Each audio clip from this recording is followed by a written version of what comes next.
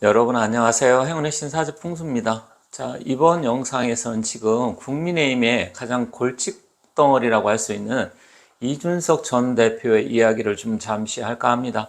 물론 제가 이제 사주 명리학 아니면 풍수 이런 거하고 이준석 뭐 이런 거하고는 뭐 크게 상관이 없을 수도 있다 이렇게 볼 수도 있겠지만, 사실 세상이 돌아가고 앞으로의 운기의 변화, 흐름, 미래가 어떻게 돌아갈 것인지 예측하는 데 부분에 있어서는 꼭 우리가 뭐 사주팔자, 개인의 사주를 보면서 당신 미래가 어떻고, 대운이 언제 오고, 건강이 어떻고, 재물포 이런 것도 있을 수 있지만, 정치적으로 나라가 어떻게 변하고 앞으로 경제 흐름이나 정치 흐름이 어떻게 변할 건지 그게 개인에 상당한 영향을 미치기 때문에 사주하고 뗄래야 뗄 수가 없어요. 왜냐하면 정치인들 하나하나가 법을 만들고 그 사람들이 국민 삶에 엄청난 영향을 미치기 때문에 대통령이 누가 되느냐, 국회의원이 누가 되느냐에 따라 굉장히 달라집니다. 그러면 내 사주의 기운이 아무리 좋아도 그런 부분이 정치인들의 그 영향을 안 받을 수가 없어요. 법을 만들면 우리가 지켜야 되고, 법을 위반하면 우리가 어떻게 됩니까? 결국 감옥을 간다든지 거기에 대해서 대가를 치러야 되는데, 그런 게 개인 사주로만 결정되지 않는다고요.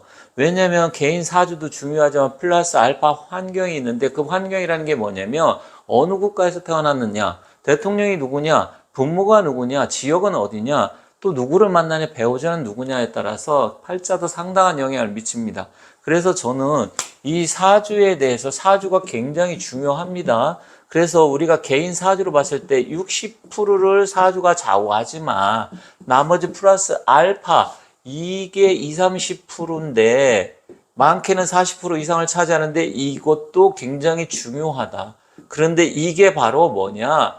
국가, 어느 국가에서 태어났느냐, 똑같은 사주발자 갖고 있어도 또 지역, 어느 지역이냐, 또 부모가 누구냐, 이런 거에 따라서 그렇지 않습니까? 그리고 배우자가 누구냐, 이런 부분이 다 영향을 미쳐요. 그런데 지금 여러분들이 제 영상을 보시는 분들 같은 경우는 조금 연세가 있는 분들이 많아요. 그런데 지금 이 이준석이라는 이 골칫덩어리 때문에 이준석, 이재명, 그리고 뭐 문재인, 조국, 뭐 이런 사람 때문에 제가 상담을 하다 보면 스트레스 받아갖고 우울증에 걸리신 분도 있다, 미치겠다고.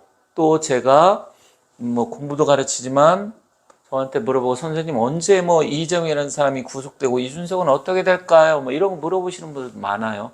그러면 사주만 가지고서 우리가 풀 수 없는 거잖아요.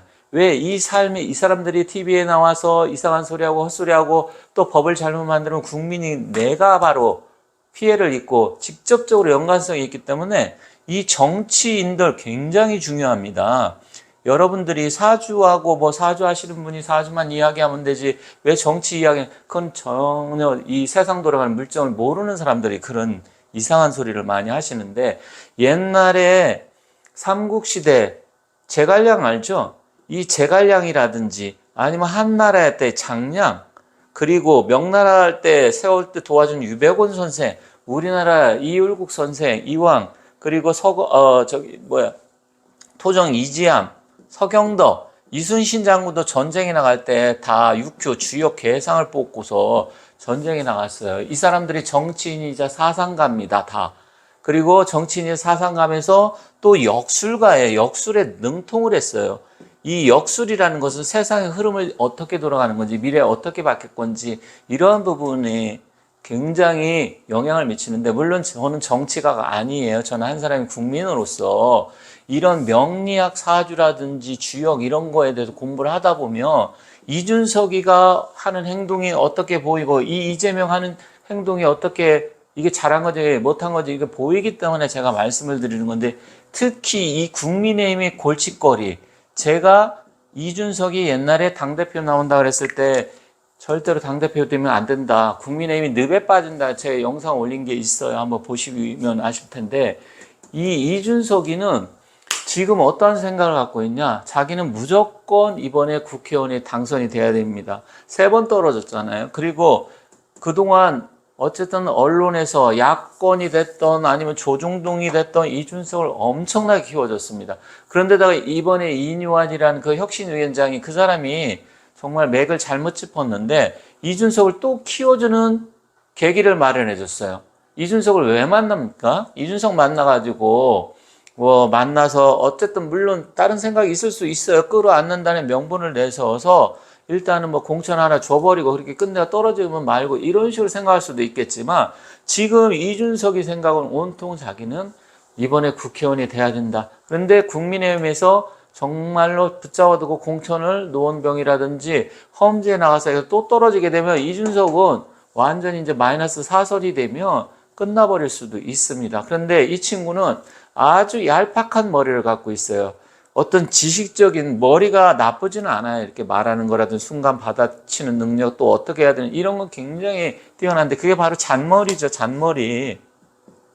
잔머리인데 이 잔머리는 굉장히 뛰어난데 깊이가 전혀 없어요. 깊이가 전혀 없고 실질적으로 뭐 대학교도 하버드 대학교 복수 전공했다가 하는 게 거짓말로 드러났다고 하는데 저는 뭐 자세히 모르겠습니다만 하버드를 갔는지 졸업을 했는지 관심도 없고요. 그런데 이 친구가 하는 행동 하나하나 보면 진정성이 하나도 없고 나라를 생각하는 마음이라든지 정체성이 너무나 모호하기 때문에 이런 친구가 국회의원이 되면 저는 안 된다고 생각하는 사람이에요. 당대표가 돼도 안 된다 이렇게 생각하는 사람이기 때문에 제 눈에는 전혀 인물이 아닌 게 보이기 때문에 저같이 명리학을 공부하고 관상이라든지 이런 거 공부한 사람 입장에서 아 이게 아닌데 이 사람이 만약에 정말 큰 자리로 가면 그게 국민한테 엄청나게 영향을 미치고 피해를 입힐 텐데 우리가 왜 사람들이 예를 들어 갖고 그 TV에서 어떤 범죄가 일어났을 때 성추행, 성폭행하고 뭐 예를 들어 살인 한두 사람 했을 때는 그걸 엄청나게 그냥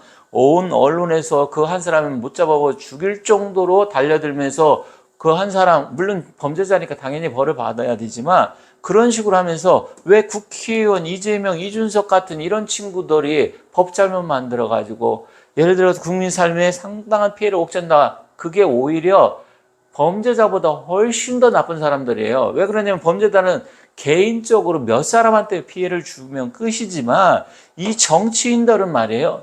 전 국민한테 어마어마한 영향을 미칩니다. 그러다 보니까 저는 이준석이가 지금 헛된 꿈, 헛된 망상을 꾸고 있는데 실현이 가능성이 없다.